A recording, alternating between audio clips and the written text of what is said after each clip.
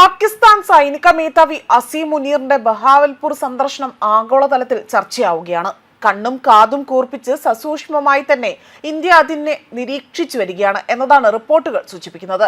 കാരണം അസീം മുനീർ സന്ദർശിച്ച ബഹാവൽപൂർ ആകട്ടെ 2025 മെയ് മാസത്തിൽ ഇന്ത്യയുടെ സൈനിക നടപടിയായ ഓപ്പറേഷൻ സിന്ധൂറിൽ അവർ ആക്രമിച്ച 9 സൈനിക കേന്ദ്രങ്ങളിൽ ഒന്നായിരുന്നു.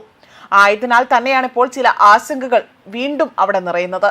ബഹാവൽപൂരിലെ ആ മാസ്ക് സുഹാൻ അള്ള ജെയ്ഷെ മുഹമ്മദിന്റെ ആസ്ഥാനം കൂടിയാണ്.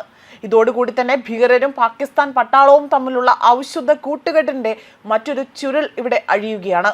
കഴിഞ്ഞ ദിവസമാണ് പഞ്ചാബ് പ്രവിശ്യയിലെ ഖൈബൂർ തമേവാരിയിൽ അദ്ദേഹം സന്ദർശനം നടത്തിയത്. മാത്രമല്ല സൈനികരെ അവിടെ അഭിസംബോധന ചെയ്യുന്നതായി തന്നെ റിപ്പോർട്ടുകൾ സൂചിപ്പിക്കുന്നുണ്ട്. ഒപ്പം തന്നെ പാകിസ്ഥാൻ സൈന്യത്തിന്റെ തത്സമയ വെടിവെപ്പ് പരിശീലനത്തിനും അദ്ദേഹം സാക്ഷ്യം വഹിച്ചതായി തന്നെ ദേശീയ മാധ്യമങ്ങളാണ് റിപ്പോർട്ട് ചെയ്തിരിക്കുന്നത്. പാകിസ്ഥാന്റെ ഓരോ നീക്കങ്ങളും ഇന്ത്യ ശ്രദ്ധയോടെ തന്നെ നിരീക്ഷിക്കുകയാണ്. ഇനി ഒരു ആക്രമണം ഉണ്ടായാൽ തന്നെ ഇന്ത്യ അതിനൊരു അവസരം ഒരുക്കില്ല എന്നതാണ് വാസ്തവം. അതിനായി തന്നെ അക്ഷമയോടുകൂടി തന്നെ ഇപ്പോൾ പ്രവർത്തിക്കുകയാണ് ഇന്ത്യൻ സേനകളും. അതേസമയം പാകിസ്ഥാനിലെ ബഹാവൽപൂർ തീവ്രവാദത്തിന്റെ പ്രഭാവ കേന്ദ്രമായി തന്നെ കണക്കാക്കപ്പെടുന്നുണ്ട്. ജെയ്ഷെ മുഹമ്മദിന്റെ പ്രവർത്തന രീതിയും അതേപോലെ തന്നെ പ്രത്യാശാസ്ത്രപരവുമായ കേന്ദ്രം കൂടിയാണ് ഇവിടം. ഇന്ത്യൻ ആക്രമണത്തിൽ ഏതാണ്ട് പൂർണ്ണമായും തകർന്ന് ജെയ്ഷയ്ക്കുള്ള പ്രത്യാശാസ്ത്രപരമായ പിന്തുണയുമായി തന്നെ മുനീർ അവിടെ സന്ദർശനം നടത്തുന്നത് വലിയ രീതിയിലാണ് ഇപ്പോൾ ചർച്ച ചെയ്യപ്പെടുന്നത്. ആ സമയത്താകട്ടെ അസീം മുനീർ അവിടെ സന്ദർശിച്ചെങ്കിൽ പോലും മറ്റ് നിരവധി മുതിർന്ന പാകിസ്ഥാൻ സൈനിക ഉദ്യോഗസ്ഥർ, അതായത് ഓപ്പറേഷൻ സിന്ധൂറിന്റെ സമയത്ത് അവിടെ സന്ദർശിച്ചെങ്കിൽ പോലും സൈനിക ഉദ്യോഗസ്ഥർ തീവ്രവാദികൾക്ക് വേണ്ടി പ്രവർത്തനങ്ങൾ അവിടെ അർപ്പിക്കാൻ അവിടെ സന്ദർശനം നടത്തിയതായി തന്നെ മുന്നേ റിപ്പോർട്ടുകൾ പുറത്തു വന്നിരുന്നു.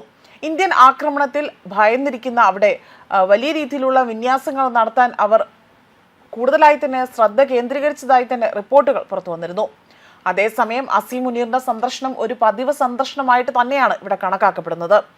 പാകിസ്ഥാൻ സൈന്യത്തിന്റെ പ്രചരണ വിഭാഗമായ ഇന്റർ സർവീസ് പബ്ലിക് റിലേഷൻസ് പ്രകാരം തന്നെ ബഹാവൽപൂർ വലിയ രീതിയിൽ സൈന്യത്തിന്റെ വിവിധ പ്രവർത്തന പരിശീലന ഭരണപരമായ ആ ഒരു വശത്തെക്കുറിച്ചുള്ള വിശദീകരണങ്ങളാണ് ഇപ്പോൾ ലഭിച്ചിരിക്കുന്നത്. സന്ദർശന വേളയിൽ മൾട്ടി ഡൊമൈൻ യുദ്ധത്തിനുള്ള പാകിസ്ഥാൻ സൈന്യത്തിന്റെ തയ്യാറെടുപ്പുകളെ കുറിച്ചും ഇപ്പോൾ അസീം മുനീർ അവിടെ വിശദീകരണം നൽകിയതായി തന്നെ പുറത്തു വരുന്ന വിവരങ്ങളിൽ നിന്നും മനസ്സിലാക്കാൻ സാധിക്കുന്നു. അതേസമയം പാകിസ്ഥാൻ ആർമിയുടെ കോപ്സ് ആസ്ഥാനം ബഹാവൽപൂരിലാണ് സ്ഥിതി ചെയ്യുന്നത്.